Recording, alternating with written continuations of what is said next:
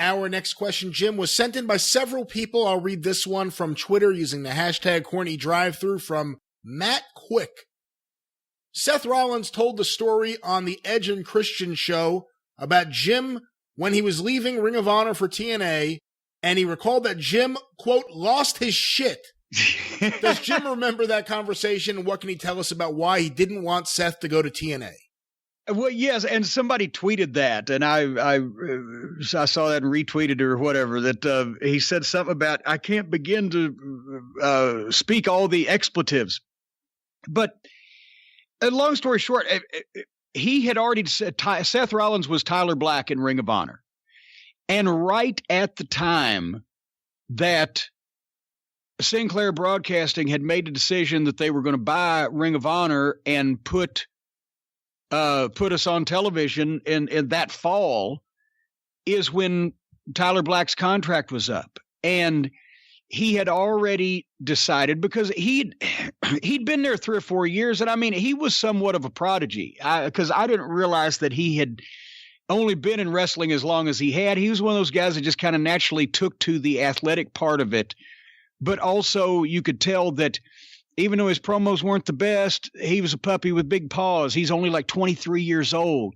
And even though his psychology sometimes, but once again, he was having top level matches way earlier than he should, etc. So I wanted to keep him because I thought he's going to be the fucking guy sooner. He would have been the guy in Ring of Honor. I thought he was going to be one of the guys in the business sooner or later.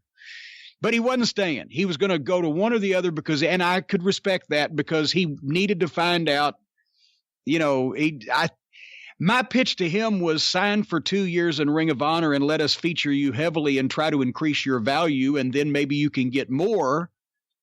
But he didn't want to wait. And with the style those guys were working, 2 years could be a fucking gamble anyway if he could get a good spot, right? So, okay.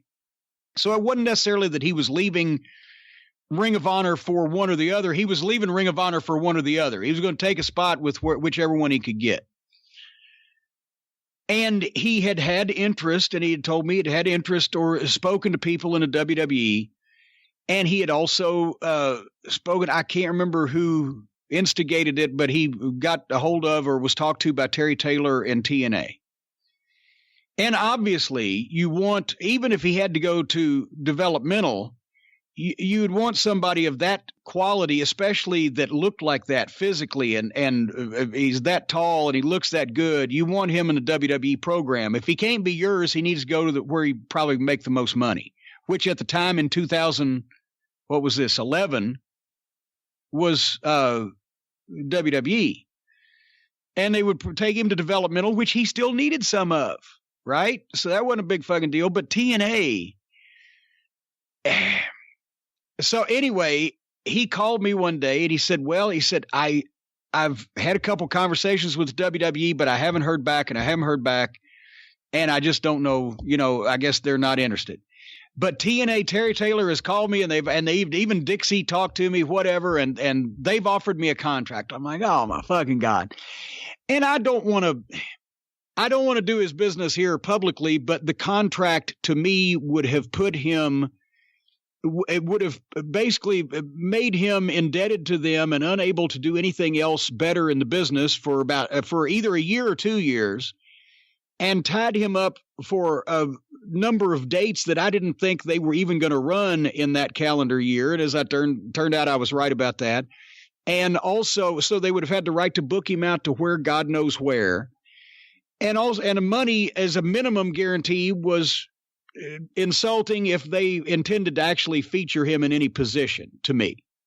And instead, we'll just put him on the card and see what happens. And we know what happens in TNA with guys they just put on the card and see what happens. Or the top guys for that matter. That's when I told him for the first time, I said, TNA doesn't get guys over, they get guys under.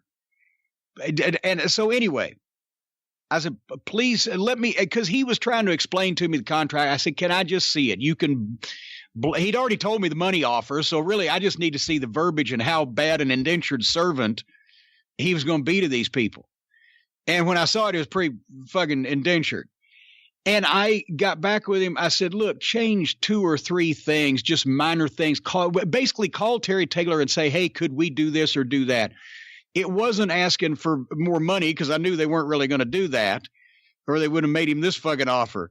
But it was valid questions to ask, just to see basically if we could buy him some time. Because and I said, and make one more call, please, God, please. And anyway, I haven't listened to the show in question, so I can't remember whether it was that after I know he got back with Terry and asked him those questions or asked him if he could change something or whatever, just to make it a little longer, because I knew that would take a while, because also those guys weren't, that on the ball in those days anyway on getting right back to you. And I don't know whether Seth called the WWE office one more time, or the serendipity just happened. I think they actually, in the couple of days, they just called him. Whatever, I don't know. But anyway, suddenly he got the call, and glory, hallelujah. He calls me and said, they just called. I said, what did you tell him? He said, I told him I'm going. I said, well, good, thank God. But anyway, I threw my body on him like I used to see when I was a kid watching TV. When the live hand grenade would go in, the hero would throw his body on the live hand grenade to save everyone else. TNA was the grenade, and I threw my body on top of it to keep Tyler Black from becoming Jack me off in TNA instead of Seth Rollins in the WWE. Just my little contribution. Have you noticed, other than Dixie and Voldemort, every single other person at work behind the scenes there, it seems like, has a job with the WWE now, behind the scenes? Yeah. All right. Well, there's reasons for that, because all those people halfway knew what they were doing if you'd fucking leave them alone.